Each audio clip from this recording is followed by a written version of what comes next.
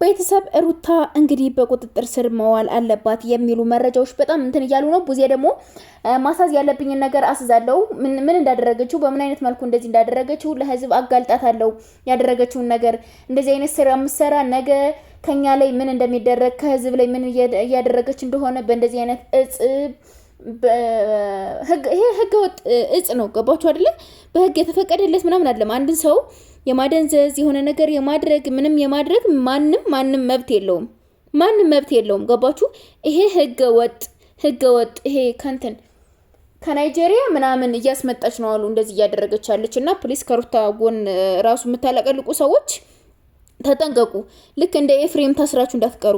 ኤፍሬም ቤተሰቦቹን እንዲጠላ አድርጋ እሷን እንዲወድ አድርጋ ቤተሰቦቹን በቃ እሷ የሆነ ነገር አድርጋ ከሷ ጎን ሆኖ እንዲተባበራት ነው ያደረገችው። ገባችሁ አይደለ? ከሷ ጎን ሆኖ ከሩታ ጎን ሆኖ የሱን ቤተሰብ እንዲያጠፋ ተባባሪ እንዲሆን ነው አድርጋ የቀበችው ማለት ነውና እንደዛ አድርጋ ያያችሁት።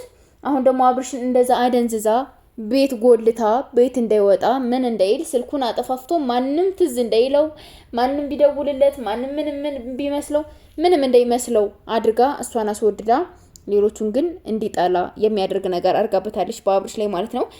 እንግዲህ ቡዜን ደውዬ ስጠይቃት እንዴ ሲጀመር እንዴ አብርሽ ምን ሆነህ ነው? ለምንድነው ማትወጣ ከዚህ? ለምንድነው ስልክህን ቻርጅ ማታደርገው ምናምን ስለዋለች ጸጥ ነው ያለኝ አለች። ምንም ምላሽ አልመለሰልኝም አለች። ምንም ምላሽ ላይ አልመለሰልኝም አለች። ዛሬ ይሄ የሰላም ነው? ይሄ የጤና ነው ብላችሁ ታስባላችሁ እንዴ እናንተ? ወይ አብርሽ ደህና ነው እኮ አብርሽ በሰላም ነው እኮ ምናምን ብላችሁ ታስባላችሁ?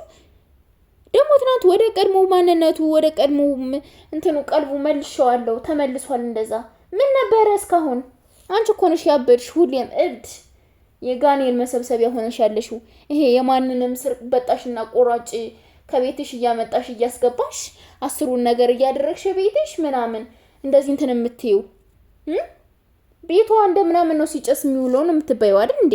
የማንንም እጽ እያመጣሽ እንደዚህ ያደረግሽ ልጆቹን መከራ አታብሊያቸው። ልጁ ይስራበት፣ ከፍቅረኛው ጋር ይኖርበት። ካንቺ ጋር አልፈልግም ብሎሻል አይደለ? ስለዚህ ካልፈለገሽ በግዴታ የምታደርጊው ነገር የለም። እሱን አስረሽቱን የሆነ ነገር አድርገሽ ደግሞ ማንም አይለቅሽም። ማንም አይለቅሽም። ይሄ ነገር በህግ መያዝ አለብሽ እንዴ። ወጣቱ እንደዚህ ያደነዘዘች የሆነ ነገር ማድረግ አለባት እንዴ? መሰለብ አለባት እንዴ? እሷ ምንድነው?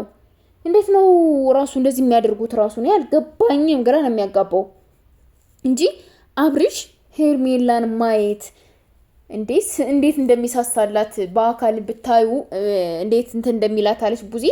እንዴ ሶሻል ሚዲያ ላይ እኮ ይዛን ያህል አብርሽ እና ሄርሜላ ፍቅር እንደዚህ ነው ምናምን የሚባል ነገር አይደለም። ከካሜራ ጀርባ እንዴት እንደሚሳሳላት እንዴት በቃ ደቂቃ እንኳን ስልኩ በቃ ከሷ ጋር አብረው ሆኖ ቁጭ ብለው እንኳን ቻት የሚደራረጉ ሰው ናቸው። በቴክስት እንኳን እንትን የሚሉ ሰው ናቸው።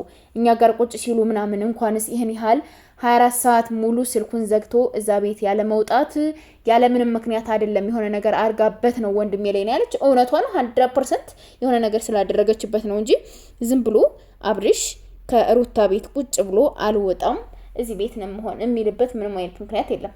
ምንም አይነት ምክንያት የለም። በቃ ገባችሁ አይደለ? እዛ ቤት አልወጣም። ለምንድን ነው የምትመጡ? ለምንድን ነው የምትጠይቁኝ? ምን ሁኛለው እንዴ? ስልኩን ዘግቶ ቤት የማይወጣ ልጅ ምን ሁኛለው ይላል እንዴ?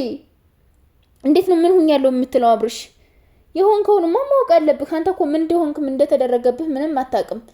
ምንም አታውቅም። ምን ተደርጎብኛል? ምን ሁኜ ነው? ለምንድን ነው የተቀመጥኩት የሚለው ነገር አሁን ላይ ምንም አይነት ስሜት አይሰማውም።